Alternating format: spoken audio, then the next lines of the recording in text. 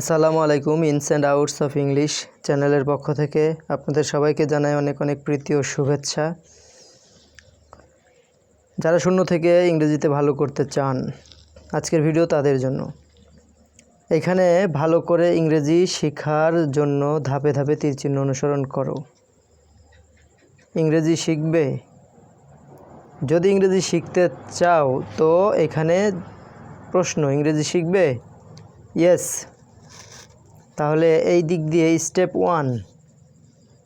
One start, শুরু করো। যদি ইংরেজি শিখতে চাও, ইংরেজি শিখবে, তো যদি উত্তর হয় যে ইয়েস, তাহলে স্টেপ ওয়ান, তারপর স্টার্ট।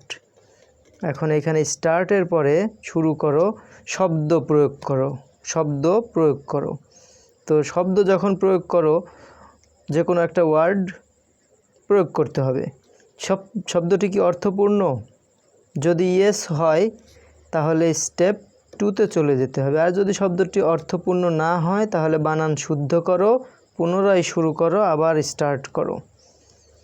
এখন কথা হচ্ছে যে শব্দ প্রয়োগ করো। শব্দ যদি গো হতে পারে, একটা শব্দ গো, ইট হতে পারে। শব্দটি যদি অর্থপূর্ণ হয় তাহলে ইয়েস, স্টেপ টু। আর অর্থপূর্ণ না হলে আবার বানান শুদ্ধ করো, পুনরায় শুরু করো। এবার স্টেপ টুতে কি আছে? স্টেপ টুতে বিভিন্ন শব্দ প্রয়োগে বাক্য বা সেন্টেন্স গঠন করো। এখন সেন্টেন্স, ওই যে অর্থপূর্ণ একটা শব্দ নেওয়া হলো, এই শব্দ দিয়ে এখন কি সেন্টেন্স তৈরি করতে হবে। এখন সেন্টেন্সটি, বাক্যটি কি মনের ভাব প্রকাশ করছে? ইয়েস। যদি ইয়েস হয় তাহলে এদিকে স্টেপ থ্রিতে যাব। আর যদি ইয়েস না হয়, নো হয়, তাহলে কেন? বাক্যটিতে সমস্যা কি? ভুল প্রয়োগ, নাউন, জেন্ডার, নাম্বার, আর্টিকেল, এগুলোর যদি না হয় তাহলে নো।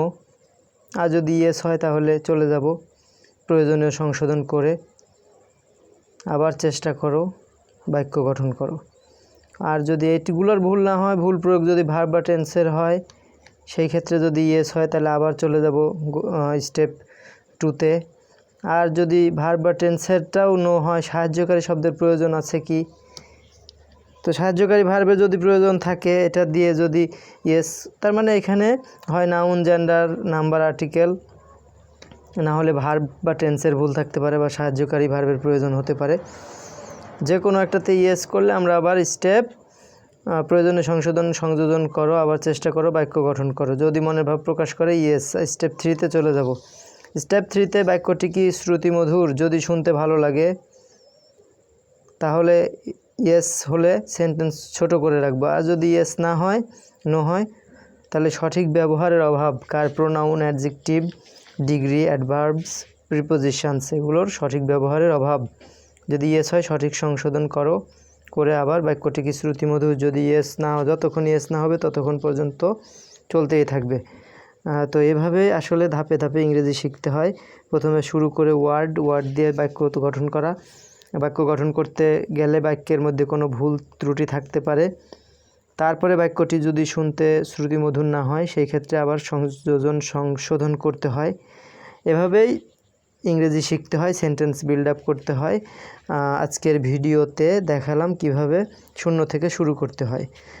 এভাবেই ধীরে ধীরে পর্যায়ক্রমে আমি সব ভিডিও দিব আস্তে আস্তে, কিভাবে ইংরেজিতে ভালো করা যায়, ইংরেজিতে ফ্রি হ্যান্ড রাইটিং লেখা যায়, কিভাবে ইংরেজিতে গ্রামাটিক্যাল ভালোভাবে করা যায়, আর কি ওভারঅল সব বিষয়ে আলোচনা করা হবে। ততক্ষণ পর্যন্ত ভালো থাকুন।